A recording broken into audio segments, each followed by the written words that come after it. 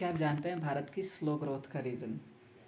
So exactly problem ये है, यहाँ के जो लोग हैं, यहाँ के जो पेरेंट्स हैं, वो सरकारी नौकरी के पीछे भागते हैं कि सरकारी नौकरी मिल जाए बस लाइफ सेटल, ऐसा सोचते हैं। और इसके अलावा भी बहुत सारे रीज़न हैं, जैसे कि यहाँ की शिक्षा केवल मार्क्स पे डिपेंडेंट है। लोग यहाँ पे स्किल्स की बातें नहीं करते, ट्रेनिंग्स की बातें नहीं करते, कुछ लर्निंग्स की बातें नहीं करते। ओनली चाहिए मार्क्स। पेरेंट्स को भी चाहिए, अगर बच्चा हम अच्छे स्कूल में पढ़ा रहे हैं, अच्छे इंग्लिश मीडियम स्कूल में पढ़ा रहे हैं, तो उनको चाहिए मार्क्स। और अगर स्कूल में भी अगर पीटीएम होता होगा, ओपन हाउस होता होगा, आप अपने स्कूलों में देखे होंगे, तो वहाँ पे भी हर चीज़ एक ही बात होती है कि मेरे बच्चों का मार्क्स कम क्यों आ रहा है, पढ़ाई नहीं करती है। नहीं, मार्क्स से बच्चों की डिपेंडेंसी को जज किया जाता है। उसके अलावा भी बहुत बड़ा रीज़न है कि यहाँ के लोग हैं एक दूसरे पर निर्भर हैं। जैसे कि कई लोग कहते हैं कि सरकार बदलेगी तब देश बदलेगा। एग्जैक्टली खुद नहीं बदलना चाहते लोग ये नहीं चाहते कि मैं यहाँ पे कचरा क्यों फैला रहा हूँ, ये जानना नहीं चाहते, ये चीज़ों में सुधार नहीं करना चाहते, कहीं पे भी थूक देते हैं, कहीं पे भी कुछ भी कर देते हैं।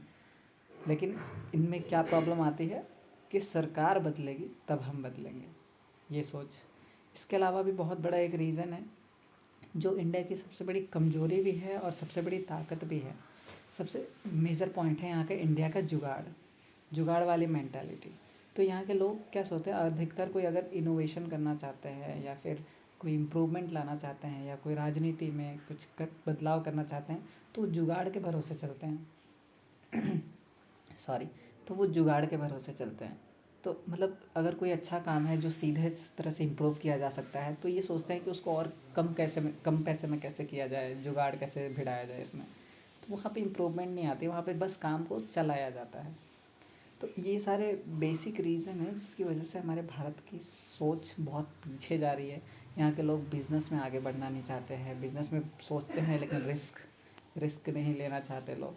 तो ये सारे कारण की वजह से लोग पीछे खींच रहे हैं और जिसकी वजह से हमारे भारत में ग्रोथ भी स्लो है। अभी का जो न्यू एजुकेशन सिस्टम है वो थोड़ा सा नई चीज़ों की ओर बनाया गया है। जो जेन जी जनरेशन है उनके एजुकेशन सिस्टम के आप कंटेंट देखेंगे तो आप उनको उनको उसमें आप देखेंगे कि इसमें कैसे टेक्नोलॉजी की बात की जा रही है, हमारे नए कल्चर की बात की जा रही है, नए इनोवेशन की बात करी जा रही है। ऑफ़ कोर्स हमारे पुराने कल्चर्स को हम नहीं भूल सकते और भुलाना भी नहीं चाहिए, क्योंकि हमारा पुराना कल्चर बहुत अच्छा था, हमारे भारत का कल्चर। लेकिन ज़माने में आगे बढ़ने के लिए भी हमें कुछ नई चीज़ों को जानना ज़रूरी है। तो उसके लिए लोगों को रिस्क लेना पड़ेगा, सीखना पड़ेगा और आगे बढ़ने के लिए हमेशा इम्प्रूवमेंट करते रहना पड़ेगा। तो थैंक यू।